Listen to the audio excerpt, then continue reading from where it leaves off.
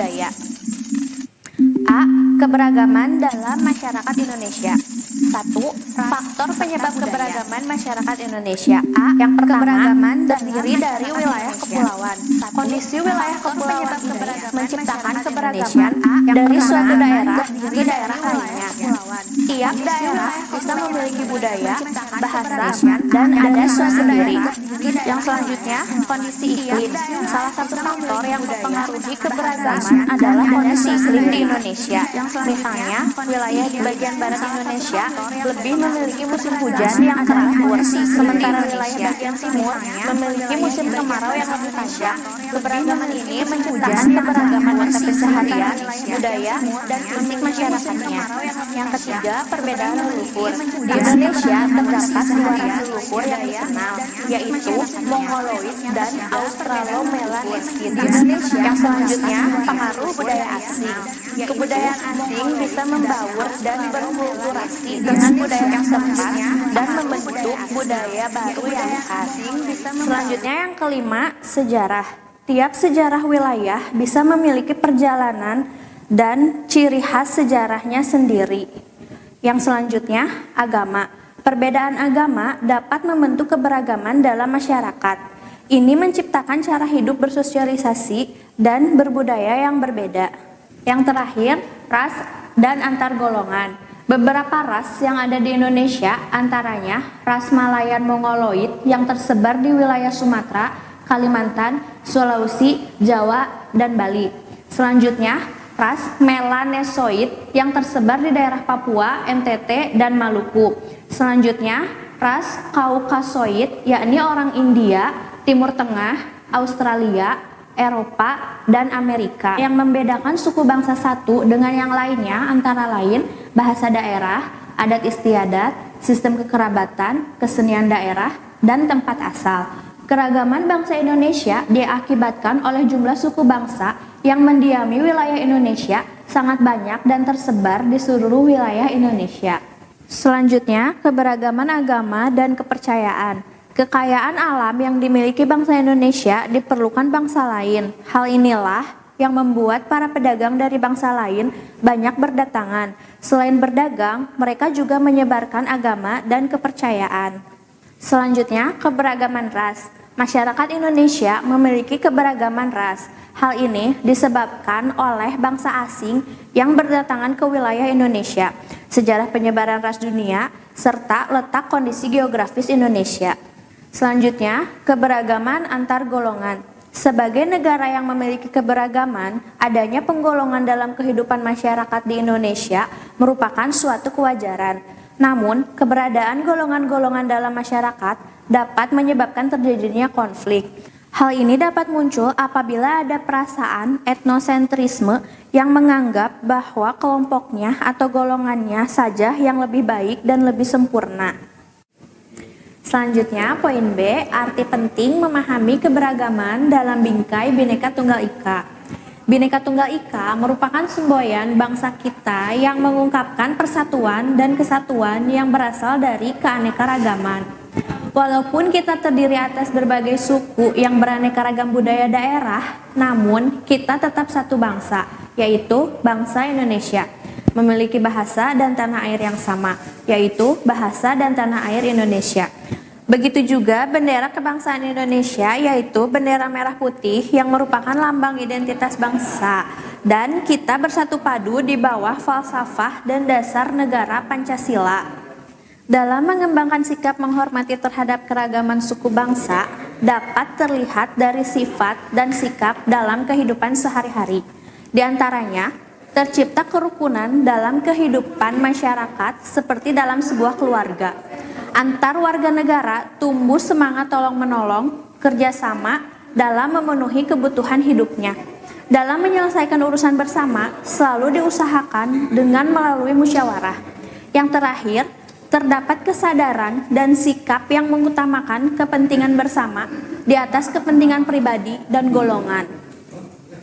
Yang terakhir, poin C, perilaku toleran terhadap keberagaman sara. Sikap toleransi yang perlu dikembangkan untuk mewujudkan persatuan dalam keragaman, yaitu yang pertama, tidak memandang rendah suku atau budaya lain. Yang kedua, tidak menganggap suku dan budayanya paling tinggi dan paling baik. Yang ketiga, menerima keragaman suku dan budaya sebagai kekayaan bangsa yang tak ternilai harganya. Yang terakhir, lebih mengutamakan negara daripada kepentingan daerah atau suku masing-masing. Baik anak-anak, alhamdulillah kita telah menyelesaikan materi bab 4. Adapun kesimpulan dari materi ini adalah kita harus mempunyai sikap toleransi terhadap keberagaman dalam masyarakat serta menganggap keberagaman sebagai kekayaan bangsa Indonesia. Semoga kalian dapat memahami setiap penjelasan yang dipaparkan oleh Ibu. Alangkah baiknya kalian dapat mengaplikasikan setiap sikap dan perilaku positif yang sudah dipelajari dalam kehidupan sehari-hari. Nah anak-anak, untuk lebih memperdalam pemahaman materi pada bab ini, coba kalian cari contoh keberagaman yang ada di lingkungan rumah kalian. Tuliskan hasil temuan yang kalian dapat pada buku tulis masing-masing, lalu berikan tugasnya ke guru kalian masing-masing di sekolah. Oke anak-anak, ada pesan untuk kalian semuanya. Pesan Ibu, ingat selalu 3M. Memakai masker jika harus keluar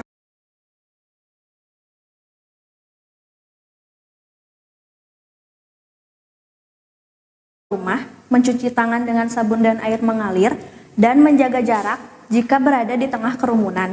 Baiklah, sekian dan terima kasih.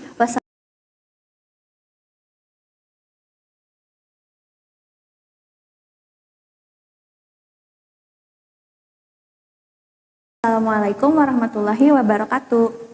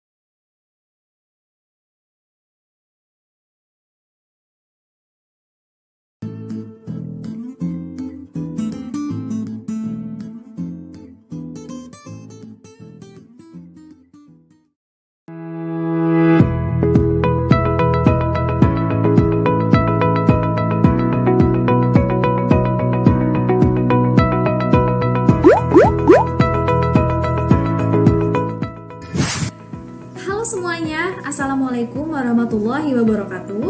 Kembali bertemu bersama Bu Sani dalam pembelajaran IPS atau Ilmu Pengetahuan Sosial.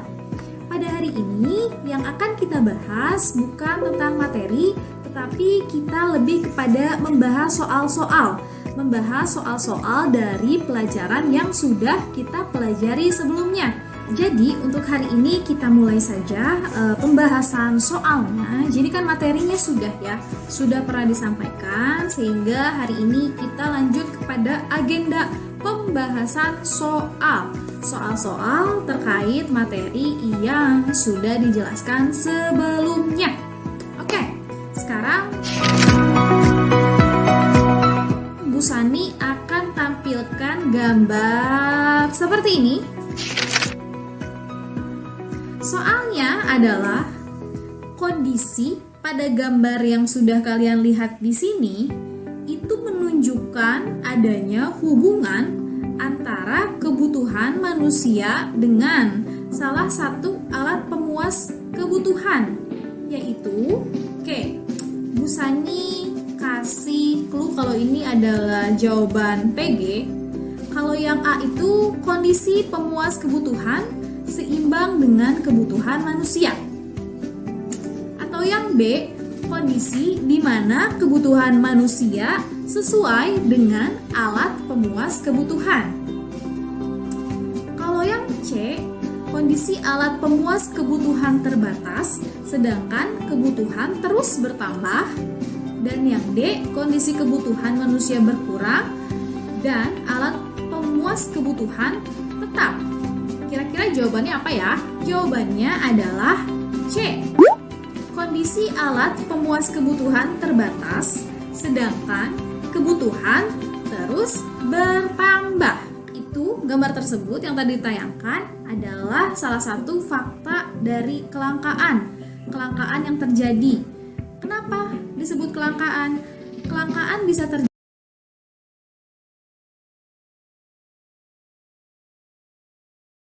terjadi karena alat pemuas kebutuhannya tidak sesuai dengan kebutuhan, sehingga terjadilah kelangkaan. Maka untuk mengatasi kelangkaan, untuk mengatasi ketidakseimbangan antara kebutuhan dengan alat pemuas kebutuhannya, itu ada ilmunya, yaitu dengan mempelajari ilmu ekonomi. Ekonomi itu berasal dari bahasa Yunani oikos dan nomos yang berarti aturan rumah tangga, sehingga segala sesuatunya diatur dengan baik dan kebutuhannya harus bisa selalu terpenuhi dengan alat pemuas kebutuhan, sehingga tidak terjadi kelangkaan. Oke, sekarang lanjut ke soal nomor 2. Di soal nomor 2, Bu Sani akan tampilkan sebuah perbandingan fakta seperti ini, perbandingan faktanya. Bu Sani bacakan ya, kita baca bersama-sama.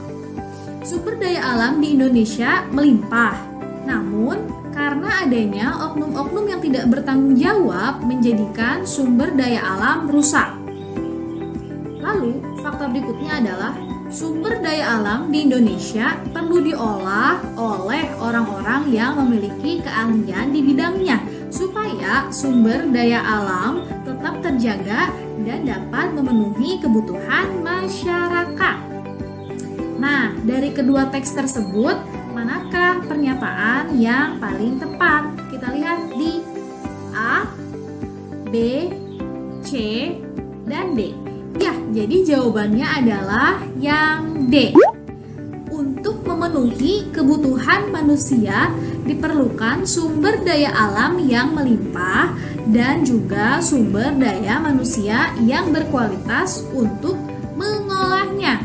Karena sumber daya alam yang baik dengan sumber daya manusia yang juga ahli akan bersinergi menghasilkan hasil olahan yang lebih berguna, bernilai jual. Apa sih jawabannya yang D? Untuk memenuhi kebutuhan manusia diperlukan sumber daya alam yang melimpah dan juga sumber daya manusia yang berkualitas untuk mengolahnya. Nah, kalian pernah berpikir nggak sih kalau misalnya ada sumber daya alam yang benar-benar potensial untuk diolah, untuk dibangun, untuk dikembangkan untuk masyarakat Indonesia supaya kebutuhannya semakin dapat terpenuhi, tetapi cara mengolahnya salah, yang ada mungkin sumber daya alamnya menjadi rusak atau menjadi salah urus, sehingga harus ditangani dengan orang yang ahli, baru dibantu dengan pegawai-pegawai dari tenaga yang terlatih, sehingga tetap saja membutuhkan sumber daya manusia yang ahli pada bidangnya terlebih dahulu. agar tahu seluk-beluk dari sumber daya alam tersebut dan mengolahnya secara efektif juga efisien. Lalu untuk soal yang nomor 3, Bu Sani akan tunjukkan gambar A, orang dengan baju berpegawai Pertamina dengan orang yang sedang berkendara mobil. Pertanyaannya adalah, gambar di atas menggambarkan hubungan erat antara barang yang satu dengan barang yang lainnya, sehingga kedua barang tersebut disebut sebagai barang komplementer. Apakah benar atau salah? Jawabannya adalah benar. Kenapa benar? Karena barang komplementer itu adalah barang yang saling melengkapi. Kalau misalnya satu barang tidak ada, maka barang yang lainnya tidak akan berguna. Contohnya adalah bensin dan juga mobil. Jika mobil tidak diisi bensin, maka mobilnya tidak dapat berfungsi sebagaimana mestinya. Transportasi tidak bisa bergerak dan hanya berdiam saja. Sedangkan transportasi fungsinya untuk alat mobilitas manusia yang dimana membutuhkan tenaga. Tenaga dari alat transportasi adalah bensin, sehingga mereka harus saling melengkapi.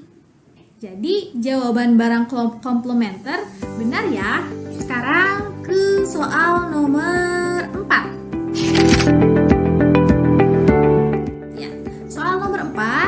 Bu Sani tampilkan seperti ini.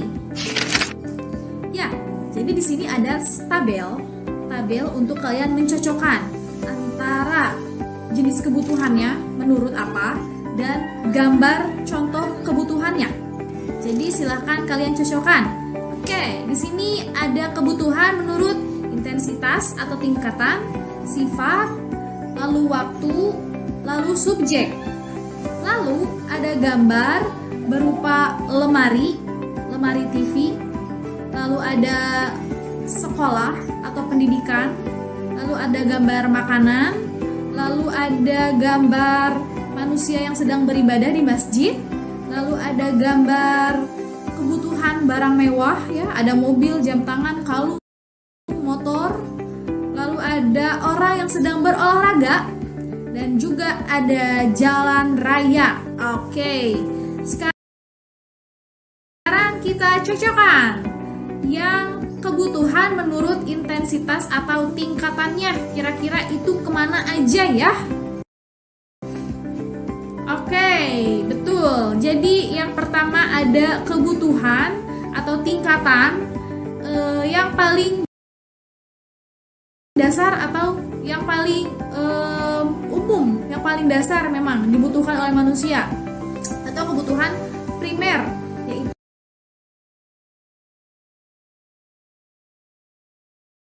makanan ya. Berarti itu gambar yang C. Kita hubungkan ke gambar C. Oke, lalu ada yang barang sekunder atau barang pelengkap. Itu adalah gambar yang A ya, lemari TV. Lalu ada satu lagi menurut intensitas atau tingkatannya, yaitu barang tersier atau barang mewah. Ayo kita hubungkan ke gambar yang E ya. Oke. Lanjut, ada kebutuhan menurut sifatnya ya. Di sini ada orang yang sedang sholat. Apakah itu menurut sifatnya? Betul ya, itu menurut sifatnya. Kebutuhan rohani. Jadi semua orang membutuhkan itu, membutuhkan kebutuhan yang untuk memenuhi jiwa. Jadi tidak hanya ada fisik, ada jiwa, ada rohani, yaitu salah satunya dengan cara beribadah. Jadi gambar yang D adalah yang tepat. Dan untuk sifat jasmaninya yang tepat adalah gambar yang F ya. Gambar yang F, karena gambar F ilustrasi orang sedang jogging. Itu merupakan mereka sedang memenuhi kebutuhan di bidang jasmani agar raganya tetap sehat, raganya tetap kuat, tetap prima dengan cara berolahraga. Terus yang selanjutnya ada menurut waktunya. Kebutuhan menurut waktunya yang pasti adalah pendidikan, juga makanan ya. Kenapa pendidikan dan makanan? Kalau makanan itu menurut waktunya adalah kebutuhan yang sekarang. Kenapa sekarang? Kalau orang merasa lapar, apakah orang tersebut membutuhkan tidur sekarang atau membutuhkan makan?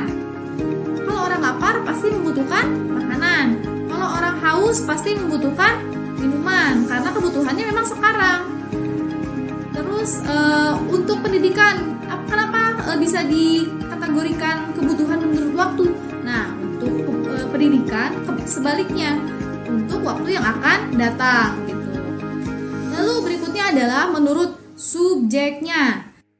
Dihubungkan ke nomor atau ke huruf yang G ya, yang jalan raya. Karena ini adalah kebutuhan kelompok atau kebutuhan bersama. Ada juga kebutuhan individu, tapi untuk yang jalan raya ini digunakan untuk bersama-sama, untuk seluruh masyarakat, untuk seluruh rakyat. Maka ini dikategorikan sebagai kebutuhan menurut subjeknya, yaitu kebutuhan kelompok.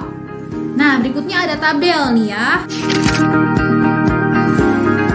Kita lihat tabelnya seperti ini.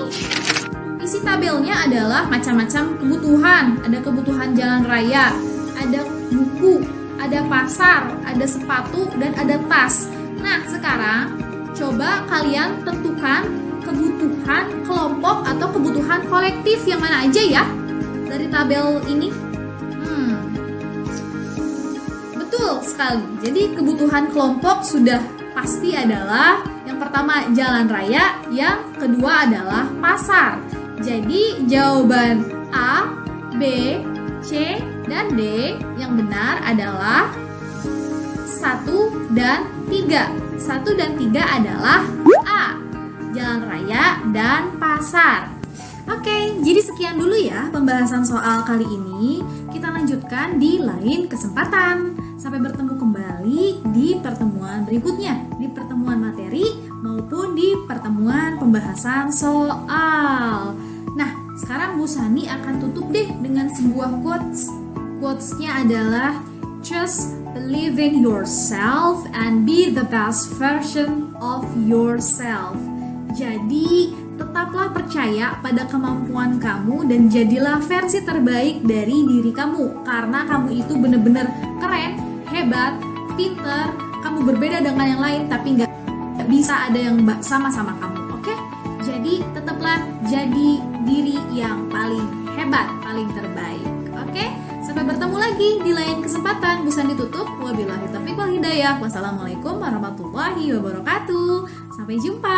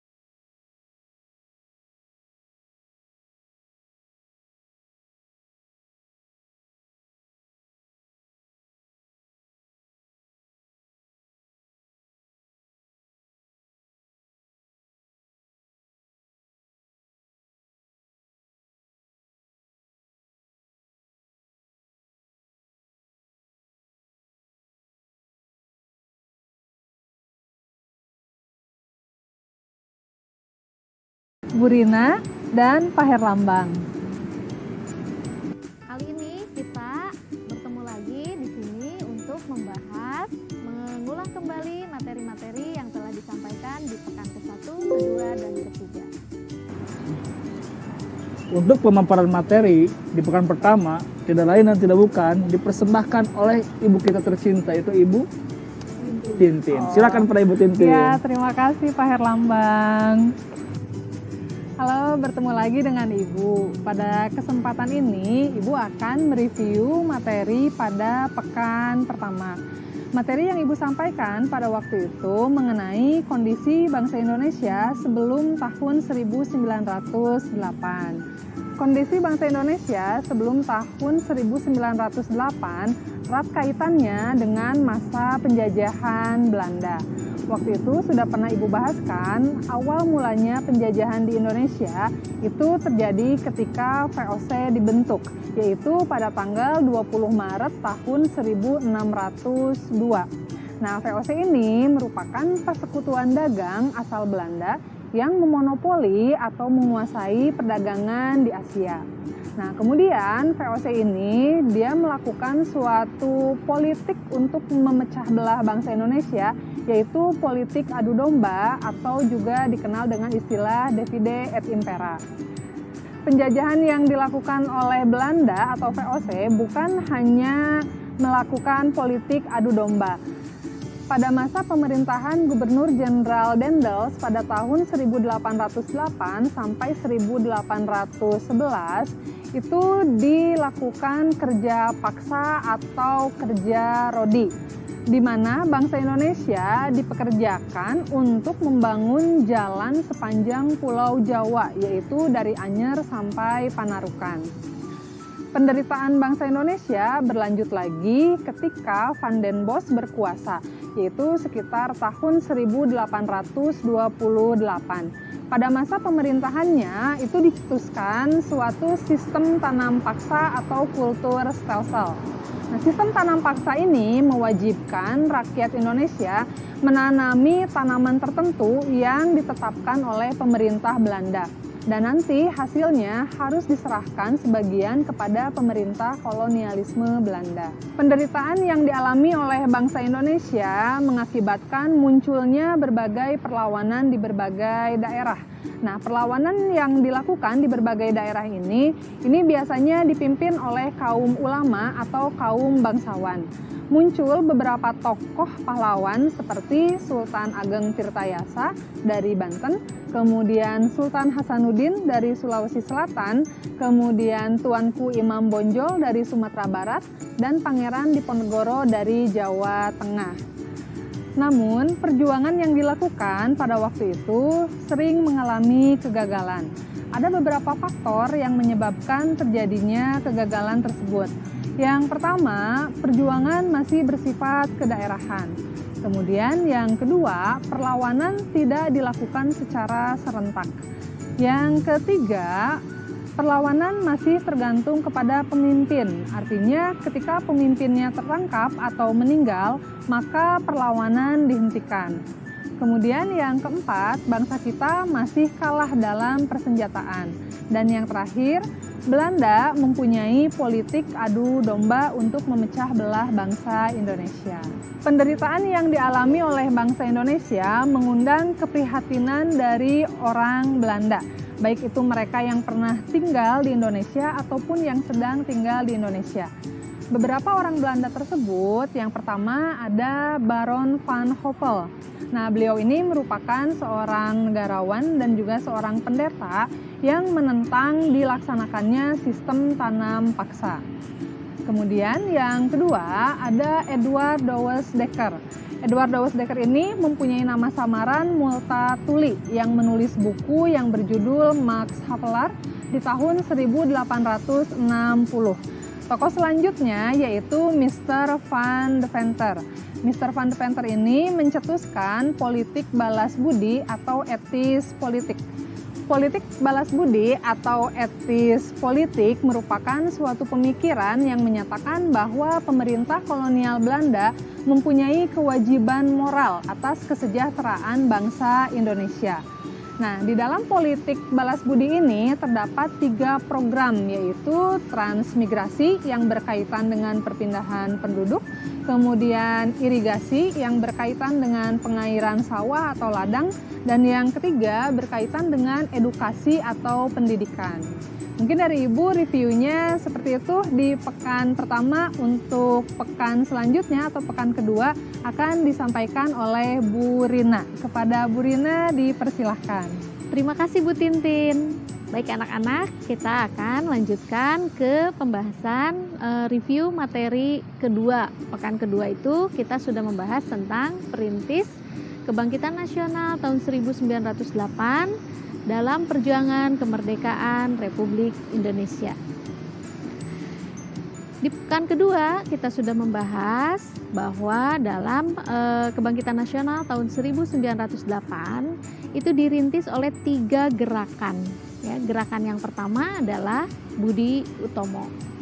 Budi Utomo ini merupakan perkumpulan yang dipelopori oleh para mahasiswa kedokteran Stovia, dipelopori oleh Dr. Wahidin Sudirohusodo, kemudian didirikannya oleh Dr. Sutomo pada tanggal 20 Mei 1908. Budi Utomo melaksanakan kongres pertama di Yogyakarta, menghasilkan 4 keputusan.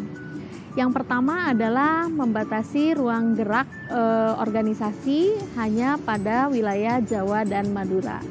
Kemudian yang kedua, Budi Utomo bertekad untuk tidak ikut terlibat dalam kegiatan politik. Yang ketiganya, Budi Utomo bersifat sosial, ekonomi, dan budaya. Dan yang keempat, pada saat itu Bupati Karanganyar bernama Tirto Suwiryo itu dipilih menjadi ketua Budi Utomo Pusat. Atas keputusan kongres yang pertama ini menuai banyak kekecewaan, terutama dari kaum muda. Banyak yang menganggap bahwa pengembangan pendidikan dan pengajaran itu sebetulnya diperlukan oleh seluruh bangsa Hindia Belanda. Tidak terbatas untuk masyarakat Jawa dan Madura saja.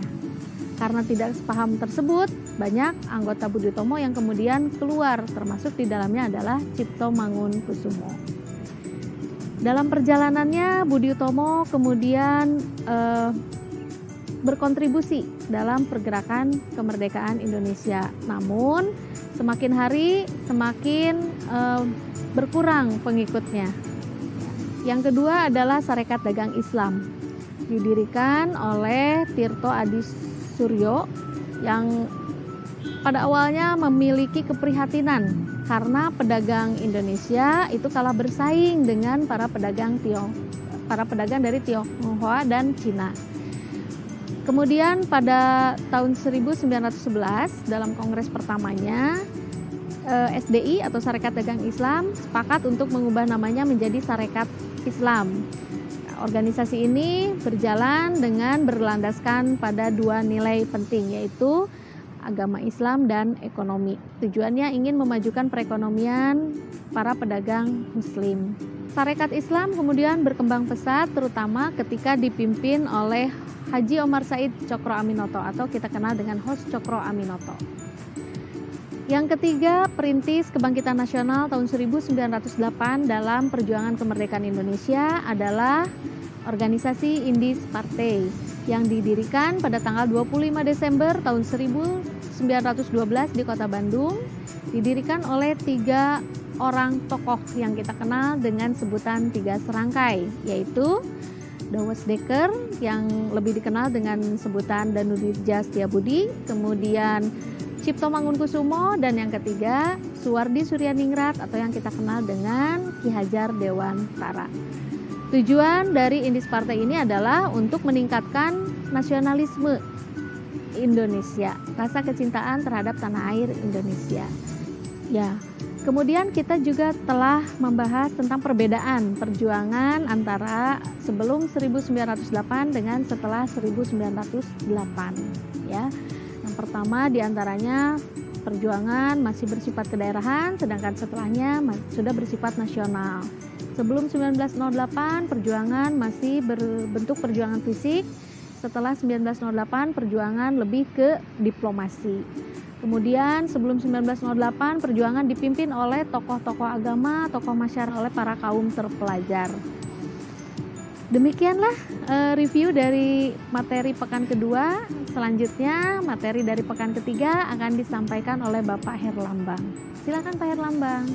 Dan sampailah ke materi evaluasi yang ketiga, di mana ini merupakan materi terakhir dari bab 4. Setelah mengamati tentang sejarah sampai terciptanya perlawanan-perlawanan sampai tiba puncaknya, apa yang mengerucut dari permasalahan semua ini?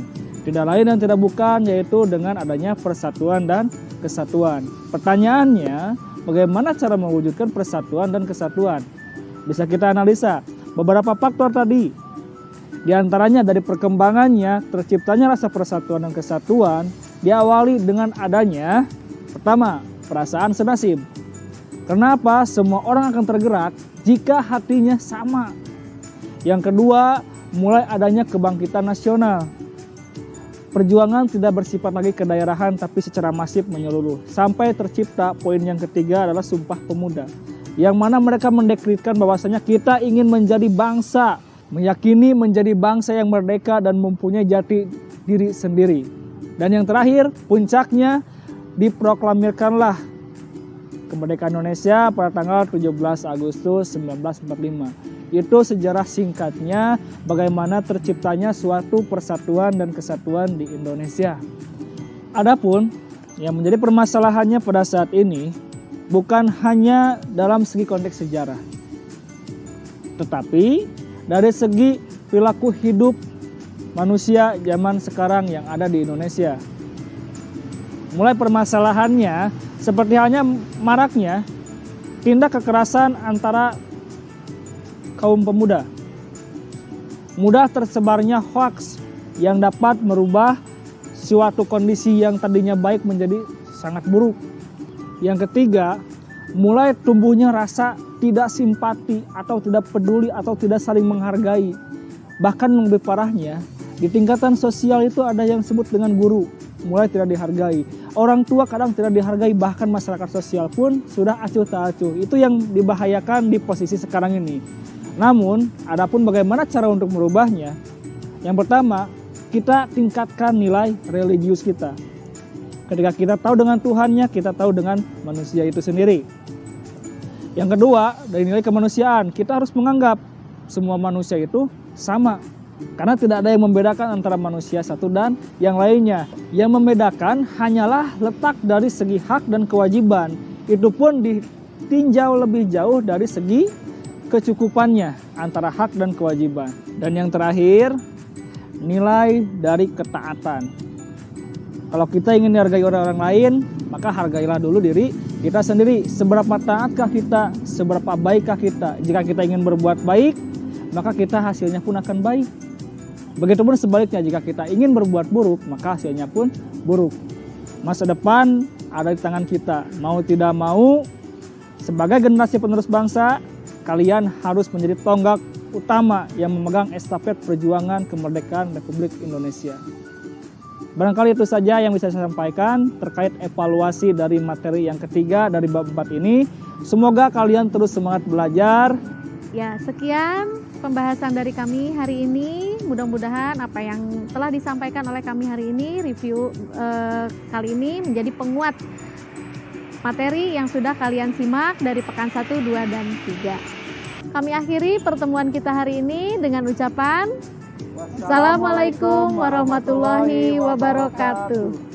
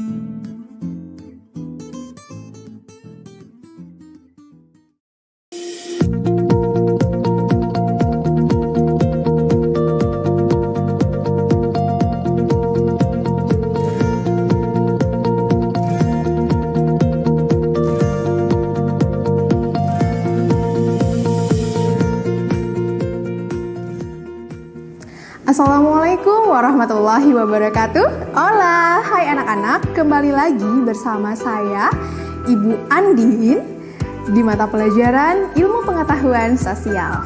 Nah, pada pertemuan hari ini kita akan membahas tentang soal-soal yang berkaitan dengan pelaku ekonomi, yaitu rumah tangga konsumen dan pemerintah. Nah, pertemuan sebelumnya kita sudah membahas tentang materinya ya. Hari ini kita akan latihan soalnya. Oke? Siap ya? Kita lihat dari soal yang pertama. Nomor 1, orang atau badan yang melakukan kegiatan ekonomi disebut A. Ekonom, B. Pengusaha, C. Pedagang, dan D. Pelaku ekonomi. Kira-kira jawabannya yang mana? Jawabannya yang D. Betul, pelaku ekonomi. Pelaku ekonomi adalah orang atau badan atau lembaga yang melakukan kegiatan ekonomi. Kegiatan ekonomi terdiri atas 3 kegiatan. Yang pertama, produksi, distribusi, dan konsumsi. Nah, pelaku ekonomi ini melakukan ketiga kegiatan ekonomi tersebut. Ya, paham? That's good. Next question. Perhatikan tabel berikut ini. Nah, ada tabel A, B, dan C, kemudian ada nomor 1, 2, dan 3. Kita cocokologi nih antara A1, B1, C1, A2, B2, C2, A3, B3, dan C3. Pertanyaannya adalah dari tabel matriks tersebut yang berhubungan dengan pasar produksi tenaga kerja adalah, masih ingat kan faktor produksi tenaga kerja? Oke. Nah, untuk yang A1 kita baca jual beli atau sewa lahan beserta hasilnya. Kira-kira itu merupakan faktor produksi tenaga kerja? No, bukan ya. Kemudian A2 dipengaruhi keterampilan dan pengetahuan. Jawabannya betul. Nah, berarti kita simpan nih. Jawaban A2 tuh betul nih. Berarti option yang mana ya? Pilihan yang mana yang ada A2-nya? Kalau kita lihat di pilihan A, B, C, D-nya, yang A2 itu antara B dan C. Berarti yang A dengan yang D itu udah salah. Kita coret ya. Berarti tinggal pilihannya B dan C. Oke. Sekarang kita ke kotak yang B. Yang B1, menerima balas jasa berupa upah. Betul atau salah? Betul. Oke, betul ya. Jadi ketika kita sudah menggunakan tenaga kita, baik itu dari pengetahuan atau keterampilan kita, apa yang akan kita dapatkan? Imbalannya, feedbacknya apa? Nah, imbalannya berupa upah, pendapatan ya, seperti itu. Berarti B1 betul ya. Kemudian kita lihat dulu nih yang B2, betul atau salah? Yang B2 dibutuhkan untuk tempat dan bahan baku usaha. Kira-kira itu apa? Termasuk faktor produksi tenaga kerja? Sebuah tempat itu? Bukan. Salah ya. Berarti salah B2. Kemudian B3-nya kita baca lagi, penawaran berasal dari rumah tangga konsumen. Salah juga ya. Kemudian kita lihat yang kotak C. C1-nya dibutuhkan untuk mengelola dan menggunakan faktor produksi lain. Nah, tenaga kerja itu digunakan untuk mengelola faktor produksi lain. Kemudian C2, alternatif untuk investasi. Salah. Kemudian yang C3-nya menerima balas jasa berupa sewa. Bukan ya, kalau sewa itu untuk faktor produksi alam. Jadi yang betul A2, B1, dan C1. Oke. Kemudian ke pertanyaan selanjutnya. Seorang pemilik toko beras akan membeli beras untuk persediaan barang pada bulan berikutnya. Nah, penjualan beras untuk bulan Agustus diperkirakan sama dengan penjualan bulan Juli. Beras IR46 yang terjual adalah 180 kg. Oke. Kemudian beras IR42 terjual 80 kg. Beras Rojo Lele yang terjual adalah 650 kg. Kemudian beras Pandan Wangi yang terjual adalah 380 kg. Dan beras merah yang terjual adalah 70 kg. Kita lihat untuk soal benar salah. Oke, jadi kita menentukan nih, apakah pernyataan itu benar atau salah. Oke, kalian perhatikan kalimatnya. Dari teks tersebut, tentang penjualan beras pada bulan Agustus yang dilakukan oleh RTK sebagai distributor, pedagang beras ya, distributor di sini, adalah beras Rojo Lele, merupakan jenis beras yang paling laku terjual karena selain rasanya enak, warnanya juga putih bersih. Kita lihat dari pernyataan tadi ya, kalimat pernyataan yang tadi. Kalau IR46 itu 180 kg, IR42 itu 80 kg, kemudian beras Rojo Lele itu 650, Pandan Wangi 380, dan beras merah 70. Kira-kira paling besar yang mana? Beras Rojo Lele, betul. Jadi jawabannya benar atau salah? Benar, that's right. Oke, sekarang kita next ke pertanyaan selanjutnya. Berupa pilihan ganda ya, jadi masih acuannya ke teks yang tadi. Oke, pertanyaannya adalah dari teks tersebut tentang penjualan beras pada bulan Agustus yang dilakukan oleh RTK sebagai distributor, tadi pedagang beras ya, jenis beras apakah yang paling banyak terjual? Ayo, udah bisa jawab ya. Jawabannya yang mana? C, betul, beras Rojo Lele yang terjual adalah 650 kg. Itu paling besar ya penjualannya di antara beras-beras yang lain. Oke, next question. Salah satu kegiatan konsumsi yang dilakukan perusahaan, yakni berarti kan kalau konsumsi itu kegiatan menggunakan, menghabiskan. Kegiatan ini dilakukan oleh perusahaan. Biasanya kalau perusahaan itu lebih ke apa? Produsen ya, menghasilkan atau membuat barang. Nah, berupa konsumsinya apa? Penggunaan terhadap apa? A, menggunakan barang dan jasa? Bukan ya, barang dan jasa justru merupakan outputnya, hasilnya. Seperti itu, kegiatan produksinya, bukan konsumsi kan? Oke, next. Menyerahkan faktor-faktor produksi. Kalau menyerahkan berarti itu peranan siapa? Rumah tangga keluarga atau rumah tangga konsumen. Yang ditanyakan RTP, rumah tangga perusahaan atau produksi. Ya, berarti untuk yang A, B salah. Kemudian yang C, menggunakan faktor-faktor produksi. Betul atau salah? Kita keep dulu ya. Kemudian yang D, menerima pembayaran atas penyerahan faktor-faktor produksi. Itu peranan rumah tangga konsumen atau keluarga. Jadi ketika menyerahkan faktor produksi tadi yang 4 itu, nah imbalannya apa? Imbalannya berupa pembayaran. Ya, jadi ada yang tadi ada yang sewa, kemudian bunga, upah dan untung. Nah, itu yang didapatkan RTK. Sedangkan yang ditanyakan adalah perusahaan. Jadi jawabannya adalah C, menggunakan faktor-faktor produksi. Ada kata kuncinya menggunakan. Kata menggunakan itu kan mengonsumsi, seperti itu ya. Faktor produksinya dari RTK. Seperti itu. Next question. Peran pemerintah dalam perekonomian sebagai regulator adalah apa ya? Yang pertama, pelaku dan pengatur ekonomi. Yang B, pemegang kekuasaan tertinggi. Yang C, pelaku dan penyedia fasilitas negara. Kemudian yang D, pengambil dan pengguna ekonomi. Yang mana jawabannya adalah, ingat ya, regulator. Pelaku dan pengatur ekonomi itu ya. Jadi ada kata kuncinya pengatur. Paham ya? Badan pelaksana pemerintah pusat bagian penyaluran beras adalah Bulog. Nah, pada proses kegiatan ekonomi termasuk pada kegiatan apa? A, produksi, B, konsumsi, C, distribusi, dan D, perdagangan. Jawabannya? Distribusi, betul. Kenapa bukan produksi, konsumsi, dan perdagangan? Kata kuncinya di sini adalah penyaluran beras. Ingat, kalau kegiatan menyalurkan dari produsen ke konsumen, berarti itu, penyaluran dari produksi ke konsumsi itu adalah distribusi. Seperti itu ya. Oke. Perhatikan pernyataan di bawah ini. Nah, nomor 1, mengekspor kerajinan. 2, membangun gedung sekolah. 3, menerbitkan buku pelajaran. 4, menyediakan pupuk. Dan 5, menyediakan benih pada varietas unggul.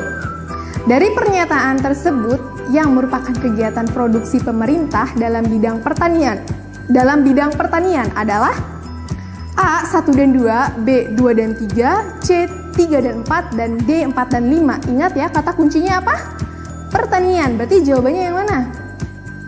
Yang D, betul. Kalau mengekspor kerajinan, apakah itu bidang pertanian? Bukan ya. Kemudian membangun gedung sekolah, apakah bidang pertanian? Bukan juga. Kemudian menerbitkan buku pelajaran? Bukan. Jadi sisanya tinggal berapa? Tinggal nomor 4 dan 5, menyediakan pupuk dan menyediakan benih padi varietas unggul gitu ya. The last number nih, nomor terakhir. Perhatikan teks dan diagram di samping ibu ini.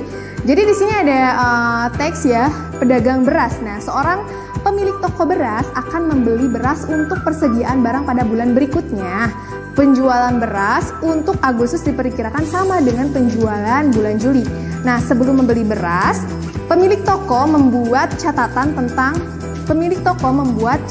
tentang persediaan beras dan beras yang dijual dalam bulan Juli yang disajikan dalam bentuk diagram di bawah ini. Oke. Nah, kalian perhatikan di sini ada sebuah diagram, ada diagram batang ya, ada warna biru dan warna jingga atau ya ini warna jingga, warna biru dan jingga. Kalau warna biru ini merupakan persediaan dan warna jingga ini yang terjual. Kita lihat untuk IR46 persediaannya 400, kemudian yang terjualnya 180, kemudian untuk IR42 di sini persediaannya adalah 400 dan yang terjualnya 80. Kemudian beras rojo lele persediaannya 800 dan yang terjualnya adalah 650. Kemudian pandan wangi persediaannya itu 600 dan yang terjualnya 380. Kemudian beras merah persediaannya 300 dan yang terjual 70. Coba sekarang kita ke pertanyaannya ya. Pada toko beras tersebut, jenis beras yang paling banyak terjual adalah beras. Coba kalian lihat di diagram batangnya. Kira-kira yang kalau yang terjual berarti warna apa? Biru atau jingga? Warna jingga ya. Coba yang paling besar angkanya. Beras rojo lele terjual 650 kg. Itu jawabannya ya. Jadi jawabannya adalah beras rojo lele.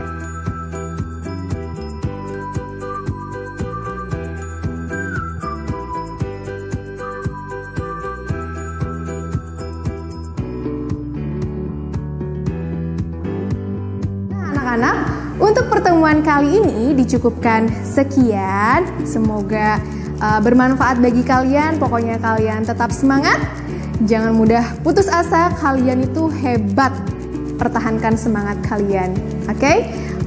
Kurang lebihnya mohon maaf. Wabillahi taufiq wal hidayah. Wassalamualaikum warahmatullahi wabarakatuh. See you soon.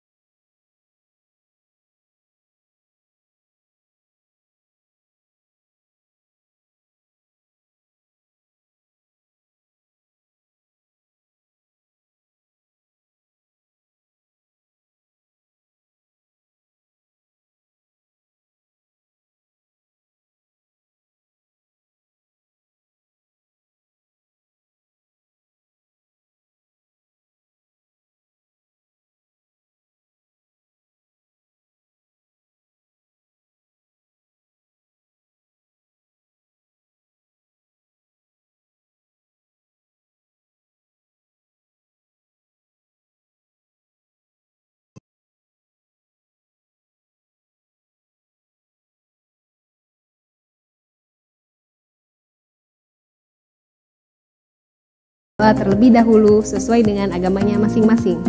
Berdoa dimulai.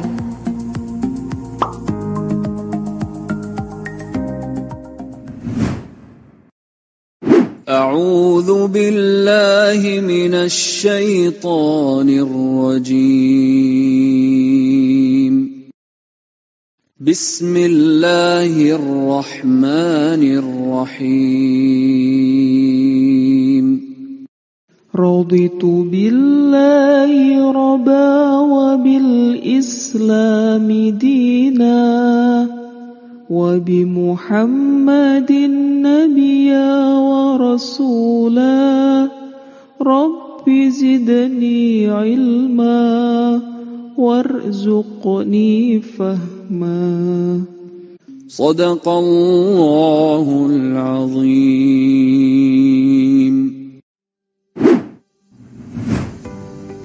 Selesai. Anak-anakku, pada pertemuan hari ini kita akan mempelajari materi tentang upaya pencegahan konflik dalam keberagaman. Dalam materi sebelumnya telah dijelaskan bahwa Indonesia merupakan negara yang terdiri atas keberagaman. Keberagaman yang ada tersebut dapat memicu terjadinya konflik. Konflik yang terjadi cenderung ke arah konflik antar suku, ras, budaya, dan antar golongan. Konflik-konflik dalam keberagaman harus diselesaikan agar tidak meluas dan berdampak pada goyahnya persatuan dan kesatuan. Konflik bisa terjadi karena beberapa faktor, yaitu perbedaan antar individu, perbedaan kebudayaan, perbedaan kepentingan, dan perubahan sosial. Akan tetapi, perbedaan itu sebenarnya bukanlah pemicu dari terjadinya konflik, melainkan sikap dan perilaku masyarakatlah yang menimbulkan konflik. Dalam Undang-Undang Dasar Negara Republik Indonesia tahun 1945, pasal 28 mengatur tentang hak asasi manusia. Beberapa pasal yang perlu kita pahami mengenai kebebasan dalam beragama di masyarakat, yaitu pasal 28A Undang-Undang Dasar Negara Republik Indonesia tahun 1945 yang isinya adalah hak untuk hidup. Kemudian ada pasal 28E dan pasal 29 ayat 2 yang mengatur tentang kebebasan beragama. Kemudian ada pasal 28I yang isinya mengatur hak mendapatkan perlindungan hukum dan rasa aman dan nyaman serta hak untuk memiliki identitas budaya tradisional. Itulah peraturan atau konstitusional kita yang menjamin setiap warga negara untuk bisa saling berdampingan dalam keberagaman masyarakat Indonesia. Lalu, apa upaya pencegahan yang dapat kita lakukan untuk menghindari terjadinya konflik? Yang pertama, ada cara preventif. Cara ini merupakan upaya yang dilakukan sebelum terjadinya masalah. Contohnya, seperti mengembangkan sikap toleransi, kerjasama antar suku atau antar golongan, serta kerjasama antar agama. Yang kedua, ada cara represif. Cara ini merupakan upaya mengatasi permasalahan pada saat terjadinya konflik, seperti pembubaran paksa dan penangkapan dari petugas yang berwenang. Jadi, kita dapat menelpon pihak berwajib atau kepolisian apabila kita melihat kejadian kerusuhan di sekitar kita. Yang ketiga, ada cara kuratif. Cara ini merupakan upaya tindak lanjut atau penanggulangan akibat masalah yang terjadi. Contohnya seperti pendampingan pada korban kerusuhan, perdamaian, dan kerjasama. Masa-masa sekarang ini, media sosial rentan menimbulkan masalah. Peran kita penting dalam menyelesaikan masalah, yaitu dengan cara tidak menyebarluaskan berita bohong atau hoax. Dan kita sudah seharusnya untuk bijak dalam menanggapi segala bentuk berita atau isu-isu yang belum jelas kebenarannya. Lalu, bagaimana sikap kita dan perilaku kita untuk menerapkan ketiga cara tersebut supaya konflik bisa dicegah atau diredam? Nah, berikut ini beberapa sikap yang harus kita lakukan untuk menerapkan ketiga cara tersebut. Yang pertama, mengamalkan nilai-nilai yang terkandung dalam ketuhanan yang Maha Esa. Yang kedua, saling menghargai dan menghormati antar sesama. Yang ketiga, menampilkan sikap toleransi dan saling menghargai antar sesama umat beragama. Yang keempat, menghindari perilaku yang dapat menimbulkan perpecahan. Dan yang kelima, menjalin hubungan dan melakukan kegiatan positif secara bersama-sama. Itulah beberapa cara untuk mengatasi masalah atau konflik yang menyangkut suku, agama, ras, dan antar golongan apabila timbul di lingkungan kita. Kita harus sadar bahwa siapapun dan dimanapun kita berada, kita memiliki perbedaan dengan orang lain, sekalipun itu keluarga atau saudara kita. Maka dari itu, jangan pernah mencari perbedaan dengan orang lain, karena itu hanya akan menimbulkan konflik. Karena kita sudah jelas-jelas berbeda, maka carilah persamaan antara kita dengan